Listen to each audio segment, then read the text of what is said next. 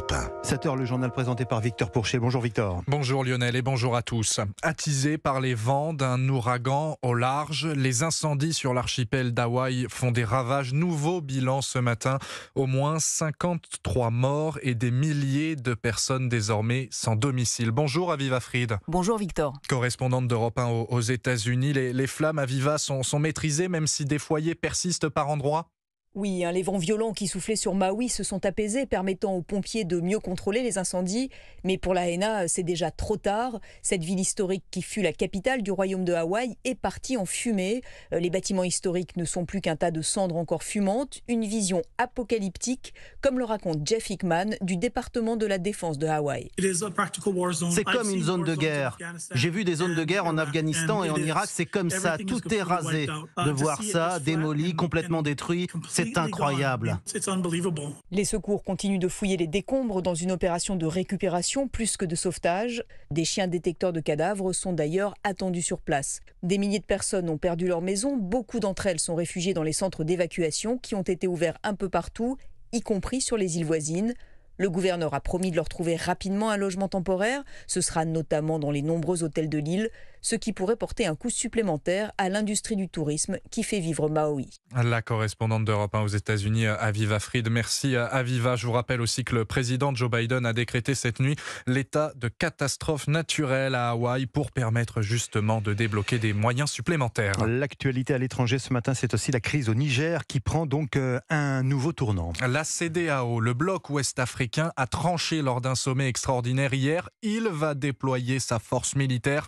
Annonce de Omar Touré, président de la commission de la CEDEAO. L'autorité de la CEDEAO ordonne au comité du chef d'état-major des armées d'activer immédiatement la force en attente de la CEDEAO avec tous ces éléments. Les dirigeants ont clairement indiqué qu'ils agissaient sous leur responsabilité et conformément à leur propre plan et intention. Ils n'ont rien contre un pays ou un peuple. Il s'agit d'une position régionale.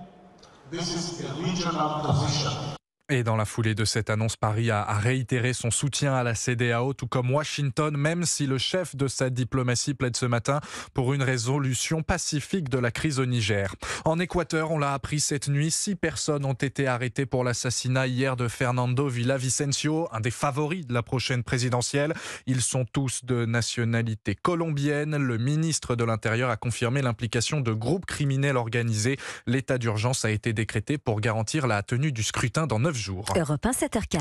Des négligences de la propriétaire à l'origine de l'incendie de Witzenheim. L'enquête progresse sur ce feu qui a fait 11 morts dans un gîte de vacances. 2 nouveaux éléments cruciaux. D'abord, l'établissement n'était pas aux normes de sécurité. Ensuite, il n'aurait même pas dû accueillir du public car la municipalité l'affirme, il n'avait pas les autorisations pour être loué. Les précisions de la correspondante d'Europe 1 sur place, Tatiana Geselman. D'après les registres de la mairie, le bâtiment dans lequel était hébergé le groupe de personnes handicapées n'a jamais été officiellement déclaré comme gîte.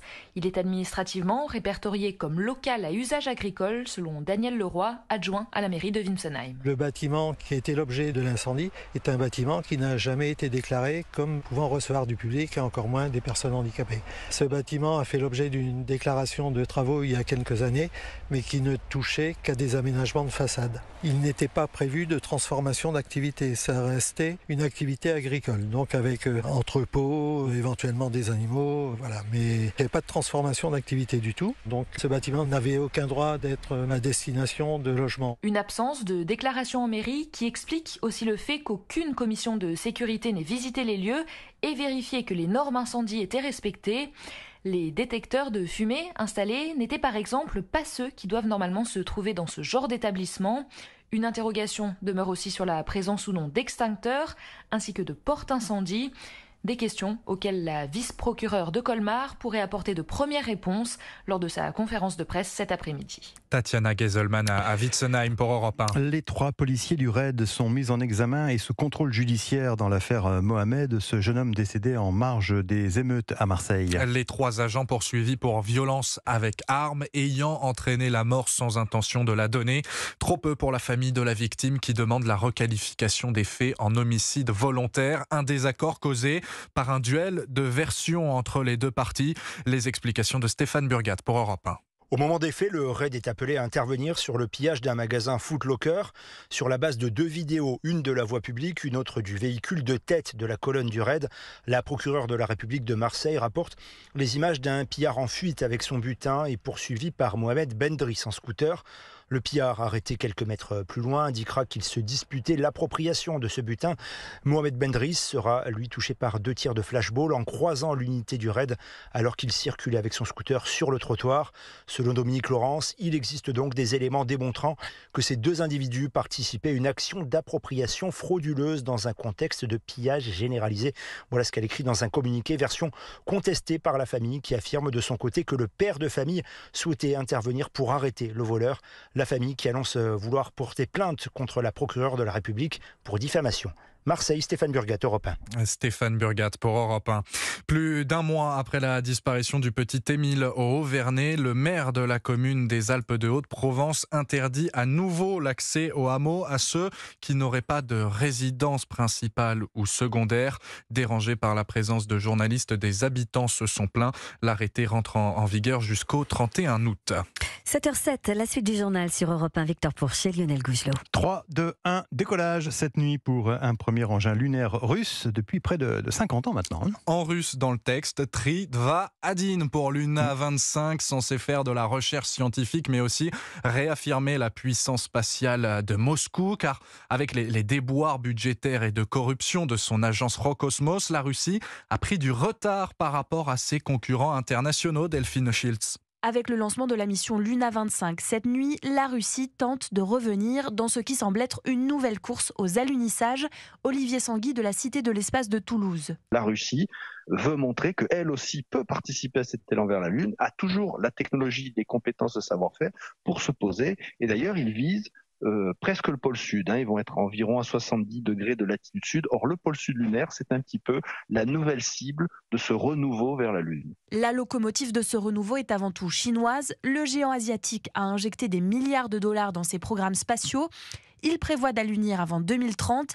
Les Américains visent, eux, 2025 avec Artemis. Et de petits nouveaux entrent dans la course grâce à la baisse des coûts de production et le soutien d'acteurs privés.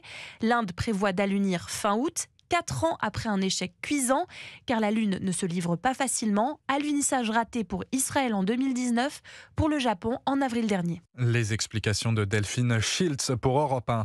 Bien sur Terre cette fois et en France, la sécheresse et les nappes phréatiques toujours plus nombreuses à sec. 72% d'entre elles se trouvaient en dessous des normales de saison au 1er août, annonce le ministère de la Transition écologique, contre 62% à la mi-juillet. 85 communes connaissent par ailleurs des pénuries d'eau, soit une dizaine de plus qu'il y a une semaine. Le sport et le football maintenant, une première nation qualifiée pour les demi-finales du mondial féminin. L'Espagne qui a battu les Pays-Bas 2-1 après prolongation ce matin. Avant un autre match aujourd'hui, Japon-Suède, ce sera à 9h30.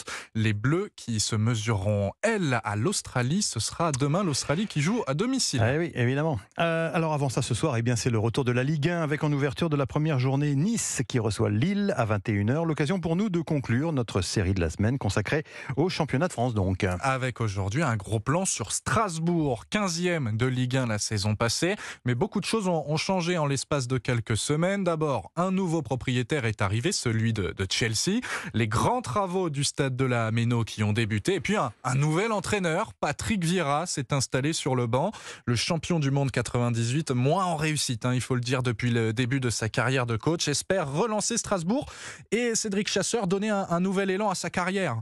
À 47 ans, c'est une nouvelle aventure qui démarre pour Patrick Vieira. L'ancien milieu des Bleus pose ses valises en Alsace, des étoiles plein les yeux. Ça sent le football ici. Et c'est pour ça qu'être ici aujourd'hui, c'est quand même une fierté pour moi parce qu'il y a des bases encore qui sont solides. Il y a cet amour, cette relation entre supporters, joueurs. Il y a vraiment une ambiance, il y a l'atmosphère qui me fait croire qu'on peut vraiment très bien travailler dans ce club. À Strasbourg, Patrick Vieira retrouve Marc Keller, son coéquipier quelques mois en équipe de France. Le président du Racing a immédiatement été conquis par le discours de son nouvel entraîneur. Ce qui m'a profondément marqué, c'est aussi sa motivation. J'ai trouvé qu'il était habité par le challenge qu'on lui proposait. Et ce qui m'a plu, et c'est plutôt venu de lui, c'est bien sûr faire mieux que ce qu'on faisait, on en parlera, mais s'appuyer aussi sur ce qui a été bien fait peut-être depuis 10 ans au club. Un club qui sort d'une saison compliquée avec un maintien acquis à la dernière journée, mais avec des moyens bien plus conséquents. Tout Strasbourg rêve de jours meilleurs, selon Jackie Duguay-Pérou, ancien entraîneur du Racing. Tout le monde attend beaucoup. Il aura la chance de coacher une équipe devant un stade plein, à guichet fermé, pendant tous les matchs qui auront lieu à domicile. De la part des professionnels de football, il est un petit peu attendu au tournant pour vraiment montrer qu'il est un coach à la hauteur de ce qu'il était comme joueur. Premier élément de réponse dimanche soir avec la réception à la Méno de l'Olympique Lyonnais. Et on suivra ça évidemment. C'était Cédric Chasseur du service des sports d'Europe 1. Dans le journal de Victor Pourchet. Merci Victor, à tout à l'heure.